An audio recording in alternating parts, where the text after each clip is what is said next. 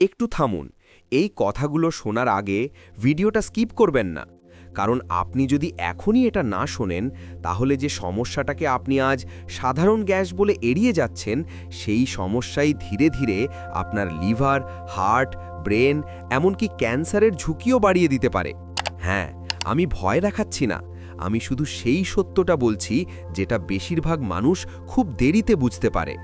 আপনি কি জানেন, প্রতিদিনের পেটের গ্যাস, বুক জ্বালা, ঢেকুর, পেট ফাঁপা এগুলো যদি নিয়মিত হয় তাহলে সেটা আর সাধারণ সমস্যা থাকে না।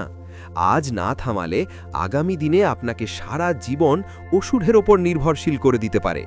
আর সবচেয়ে ভয়ঙ্কর ব্যাপার জানেন, এই সমস্যাটা ঠিক করার জন্য আপনাকে কোনো দামি ওষুধেরও দরকার নেই। মাত্র 1 মিনিটের একটা ভুল অভ্যেস আপনার শরীরকে প্রতিদিন ভেতর থেকে নষ্ট করছে। আজকের ভিডিওতে আমি আপনাকে সেই অভ্যেসটা দেখাবো যেটা না জানলে আপনি প্রতিদিন নিজের অজান্তেই নিজের ক্ষতি করে যাচ্ছেন। ভিডিওটা শেষ না দেখা পর্যন্ত আপনি বুঝতেই পারবেন না আপনি এতদিন কত বড় একটা ভুল করে আসছিলেন। একটু নিজের কথাই ভাবুন। সকালবেলা ঘুম থেকে উঠে মনে হয় পেটটা ভারী, খাবার খাওয়ার পর ঢেকুর আসে, বুক জ্বলে, কখনো কখনো শ্বাস নিতেও অস্বস্তি হয়। আপনি ভাবেন, আরে গ্যাস তো, এটা তো সবারই হয়। তারপর কি করেন? কখনো এনো, কখনো জেলুসিল, কখনো আবার কোনো সিরাপ।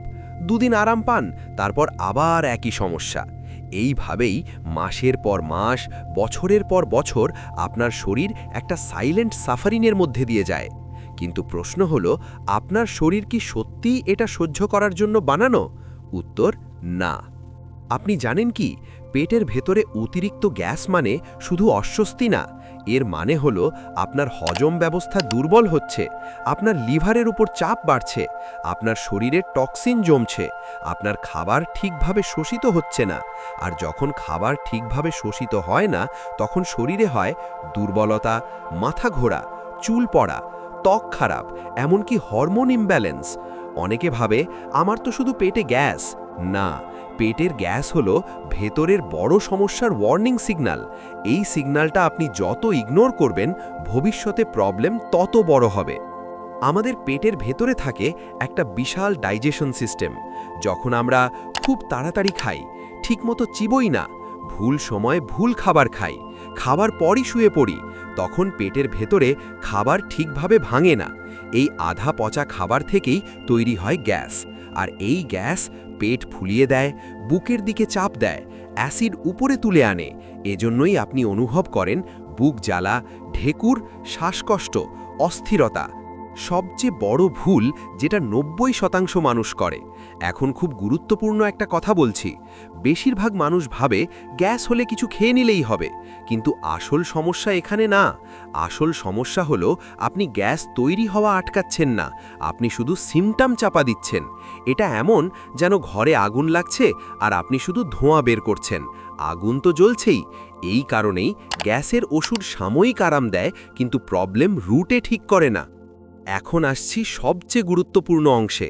এই অভ্যাসটা যদি আপনি আজ থেকে না বদলান, তাহলে যত ভিডিওই দেখুন, যত ওষুধই খান, গ্যাস কোনো দিন পুরোপুরি যাবে না। অভ্যাসটা কি জানেন? খাওয়ার সময় ও খাওয়ার পর আপনার শরীরের অবস্থান।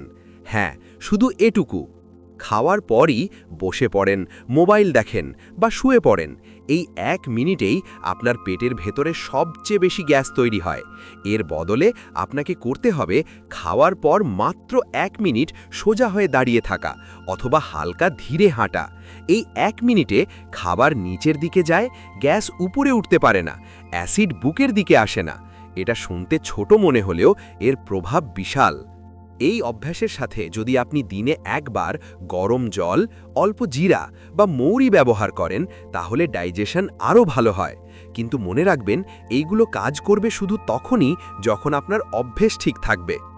এখন সোজা প্রশ্ন, আপনি যদি এটা না করেন তাহলে কি হবে?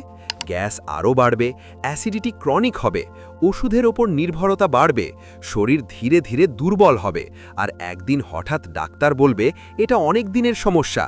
তখন আফসোস করে লাভ নেই। কিন্তু ভালো খবর হলো, আপনি যদি এখনই সচেতন হন, আজ থেকে এই ছোট্ট অভ্যেসটা বদলান, তাহলে আপনার শরীর নিজেই নিজেকে ঠিক করতে শুরু করবে। মানুষের শরীর খুব ইন্টেলিজেন্ট, আপনি শুধু তাকে সঠিক সুযোগটা দিন। এখন ভিডিওটা শেষ করার আগে আপনার কাছে একটা গুরুত্বপূর্ণ অনুরোধ আছে। আপনি যদি এই ভিডিওটা শেষ পর্যন্ত মন দিয়ে দেখে থাকেন আর আজ যদি অন্তত একটা ভুল অভ্যেস বদলানোর সিদ্ধান্ত নিয়ে থাকেন, তাহলে নিচে কমেন্ট করে শুধু একটা কথা লিখুন, নিউট্রি বাংলা। এই একটাই শব্দ মানে আপনি আজ নিজের শরীরকে আর অবহেলা করবেন না।